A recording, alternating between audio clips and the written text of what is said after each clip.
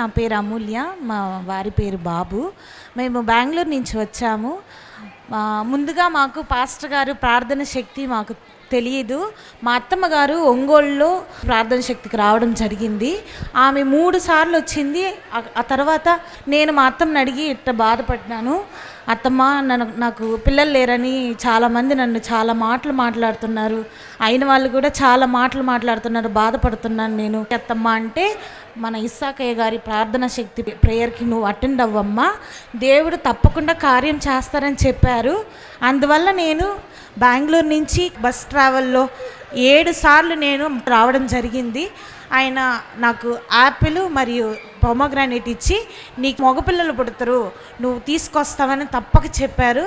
నేను అయ్యగారు మాట ఇచ్చిన నెక్స్ట్ నెల నేను కన్సీవ్ అయ్యాను. ఇప్పుడు బాబుకు 9 months.